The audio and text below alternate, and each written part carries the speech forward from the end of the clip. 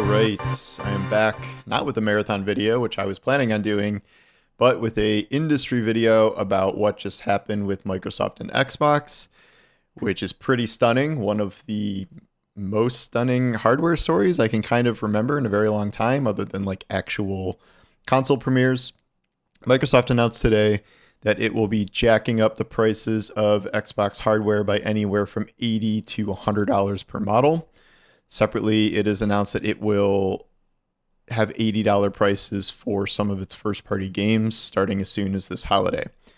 These are two separate things, even if they're trying to group them together to slip in the $80 game thing over the other issue. But might as well get all that bad news out at the same time, I guess.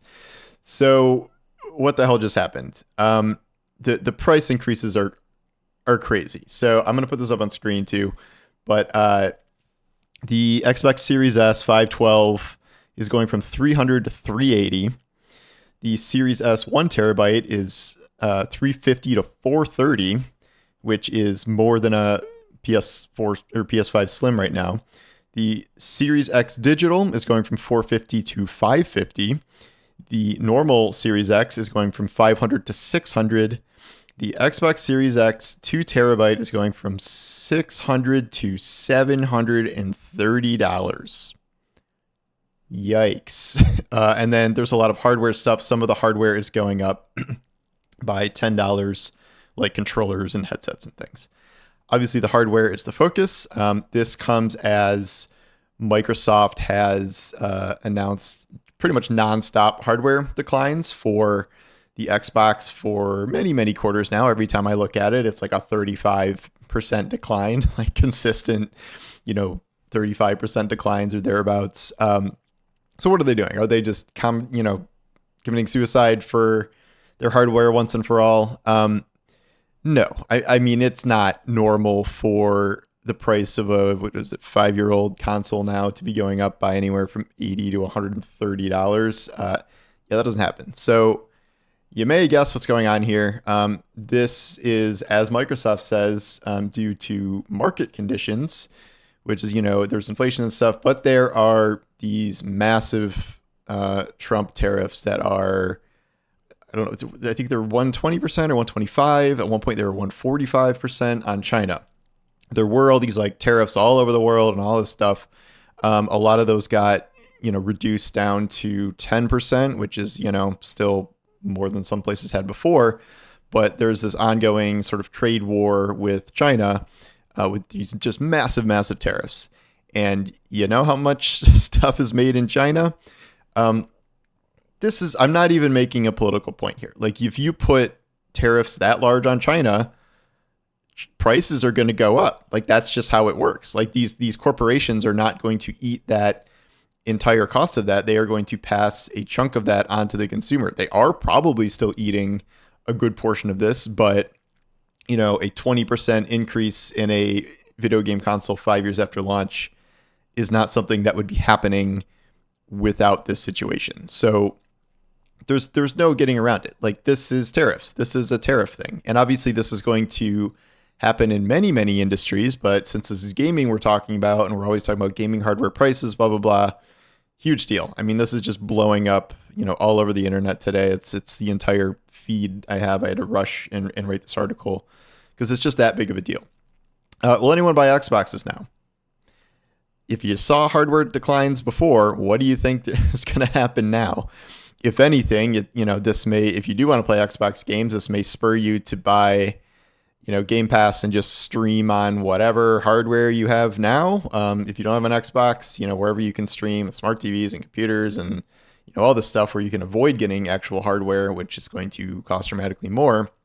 But obviously this isn't good news for anybody, for Microsoft, for us. No one's winning here. But before we make this like a fully console war thing, Xbox went first.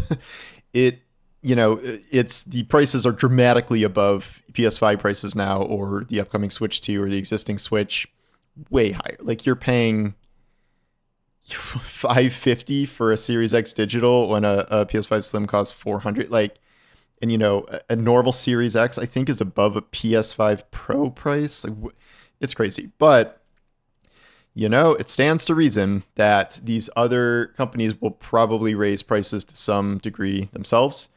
A lot of them, Sony and Nintendo have production and part of production manufacturing in China. I know, Nintendo specifically moved a lot of stuff out of China to Vietnam and Cambodia, which did have really high tariffs before Trump lowered them to 10%. But Nintendo is not fully out of China. Nintendo does still have, some manufacturing production in China, even if they're not shipping from there. So, I don't think they're immune from the potential to increase the price of the Switch 2, even if it was just announced. It may not happen. But over at Sony, I would imagine that maybe not price increases this big, but some amount of price increases seem like they will probably happen because price increases are happening on essentially everything. So, this is a brutal morning for Xbox, but if you think this is like just going to be Xbox, that is probably not going to happen. Maybe Sony will try and drag this out as long as they can, but like they're, winning the console sales, war by 2-1, 3-1, something like that. And now at this point, probably like 5-1 with how, drastically, Xboxes are declining. Nintendo said specifically that they had not priced in, upcoming market conditions, whatever they were going to be, whether it's more inflation or tariffs or whatever. They did not price that in to the existing Switch price. So there was people saying that like, oh well, they knew something was coming with Trump, so they made the price $450, which is higher than it would have been otherwise. They said that wasn't the case. They said that this was not a decision based on like future predictions. So there you go. So now that there are crazy big things happening in the economy, that certainly seems possible. This isn't good. Like, I don't care if you support Trump, don't support Trump. Like, this is the reality. This is what happens when you put giant tariffs on a country that makes so much stuff. Prices go up. And they're going to go up everywhere, and they went up here. Separately, we have the announcement that Xbox is going to release some $80 first-party games. Nope, not going to blame Trump or tariffs for this one. Going to blame Nintendo and the high production costs of games, which is something Microsoft cites. There were concerns that once Nintendo announced that Mario Kart World was going to be $80, pretty much for the justification being, we think it's worth $80. Like that was it, that other companies would follow suit, and this would open the floodgates for a new price raise to $80 after a pretty recent price raise from $60 to $70. And then obviously we have exceptions like $40 Helldivers and $50 Clair Obscur. I would definitely get that. So like smaller games are still, able to squeeze out these prices. I call Clair Obscur a smaller game, but it's just a new game from a smaller studio. Whereas these big AAA, higher profile games almost certainly are going to be $80 now, like probably close to all of them. And any that, these companies think are going to sell well. With Xbox, I mean, first party sales aren't really a thing because everything first party launches on Game Pass. So, and they are, their hardware sales or physical copy sales of games are already pretty low. But if you think that, the next God of War, like, these games, big Sony games are not going to start increasing their prices. Yeah, I mean, we know Ghost of Yotai isn't. That's coming out in a couple of months here, so that's good. But, is Sony going to keep that up indefinitely? I doubt it. So we'll see what happens there. Nintendo is doing it with one game. So what, any bigger Nintendo game, your next mainstream Mario, your next mainstream Zelda, Animal Crossing, those are almost certainly going to be 80 if they've started this year. I certainly buy the idea that game production costs have gone up dramatically in recent years. I think the best example of this is Spider-Man 2 costing triple, like 300 million to 100 million or something like that, what Spider-Man 1 cost from Insomniac, even though it's taking place in the same city, just somewhat expanded. Like how did that happen? And this is the case with so many other games. So the idea is that we have to raise prices on games because they cost so much now. And you'll use the argument of, oh, well, inflation, this is how much games would cost, blah, blah, blah. Yeah, but that discounts everything else that's happening. Like, to play all these games, you need an online subscription service, which you never used to have. Tons of these games, even full price games, will carve out DLC for more money, but more importantly, recently will carve out microtransactions. Yes, again, even a lot of fully priced games will have microtransactions to earn additional money. Some may even have battle passes, depending. So there are more means of revenue than there used to be. So it's not just like, oh, well, inflation should make the base game price cost more. So, and, will consumers pay it?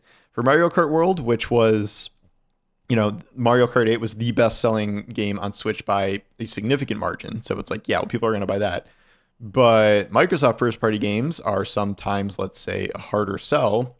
So if, the new Fable comes out allegedly this year, or did it get delayed?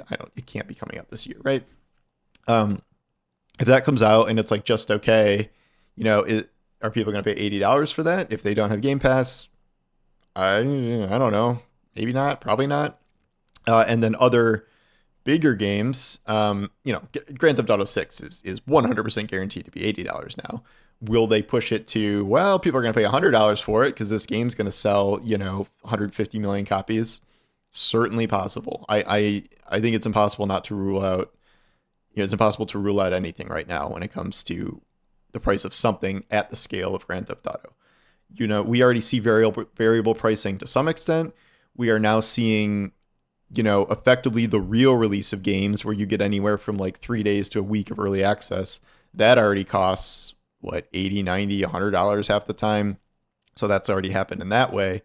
But this is just another way costs are going up with or without tariffs, the economic situation. But if the tariffs and economic situation makes everyone's finances worse, which they almost certainly will, you're going to have less money to buy $80 games and probably buy less games. So it's a spiral. And again, this is not contained to the video game industry, certainly, but we are really, really starting to see the impacts of this, which, how many weeks have these tariffs been in place? Like just a couple. So, and I don't think it's a matter of just like, oh, well, the tariffs are going to go down to 30% or something and everything will be reversed. Like I can't imagine, even though that happens, they're just going to suddenly knock all these prices back to what they were. Like, that's just not how it works. I just, things don't really turn around that quickly. But, the later we get, like, you're supposed to see price drops as a generation goes on.